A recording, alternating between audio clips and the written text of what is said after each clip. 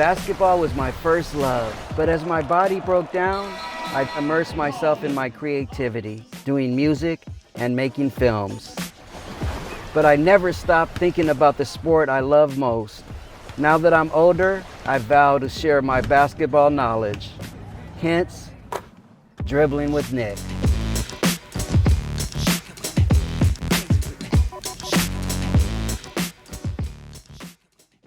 Good morning, folks. Welcome to Dribbling with Nick. This is episode 4, Practicing Like a Pro.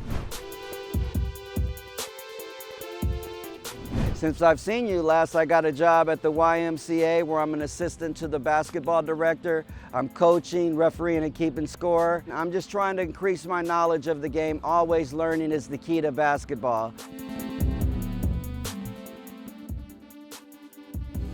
The reason I think it's important to have a show like this because I want to show you how people practice that I admire. People like Ray Allen, Kobe Bryant, Damian Lillard, Stephen Curry. They practice in such a way that they're always trying to simulate the difficulties that a game presents. So again, welcome back to Dribbling with Nick. This is episode number 4, Practicing Like a Pro.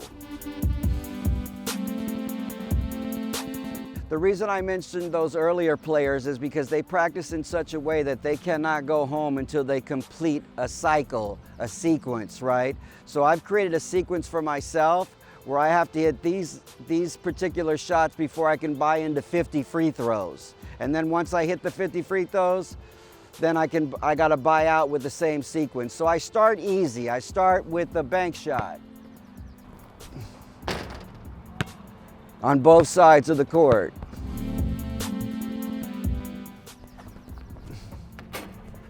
And I always chase the ball down and I keep it bouncing. Because this way of practicing, you're practicing really 3 things or more at the same time. I'm practicing shooting, I'm practicing motor by chasing the ball, I try to keep it in bounds, and I'm practicing dribbling by chasing it down and keeping it bouncing.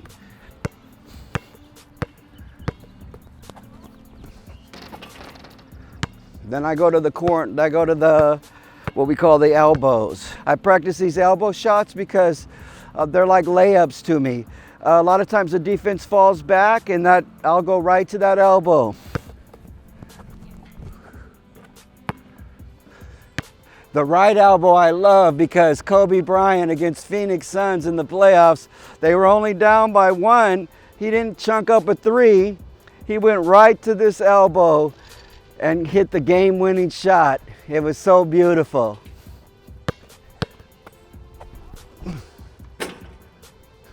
Too bad I'm not Kobe.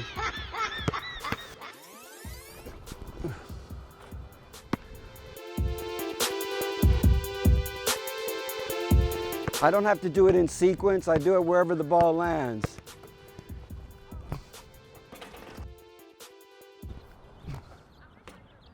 That's 1 down.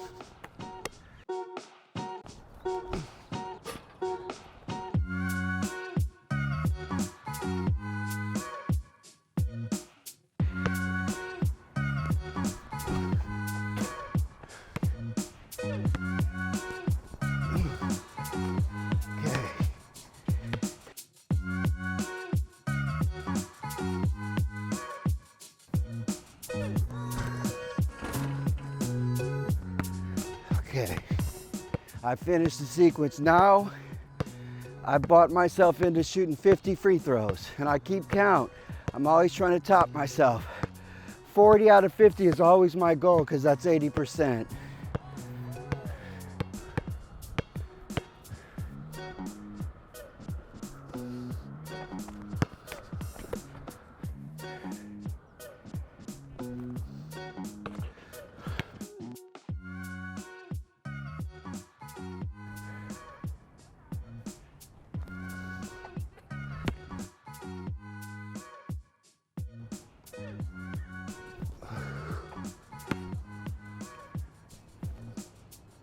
Five out of 6.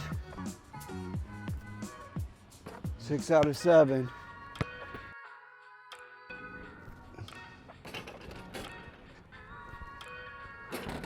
7 out of 9. Let's see if I can get my 8 out of 10.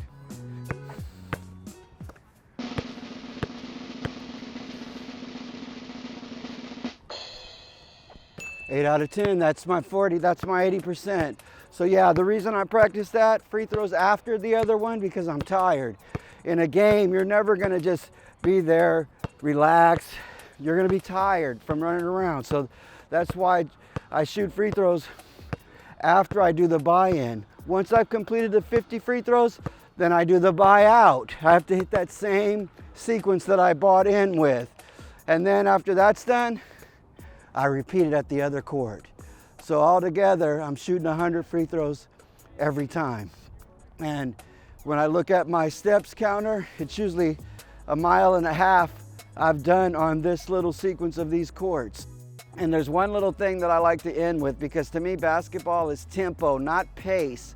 I don't know where we switched from tempo to pace, because tempo is music and basketball is a musical game. So I like to end with this little dribbling drum roll.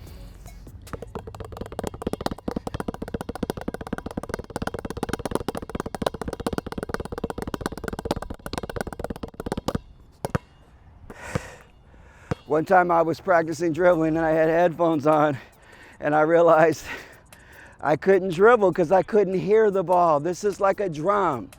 And when you understand that there is a tempo to music, there is a tempo to basketball, you will get to the game on a more profound level. Thanks again, Dribbling with Nick. I'll see y'all next time. Look out for episode 5 coming up. We talk about IQ of the game. Peace out, folks. Now I can go home.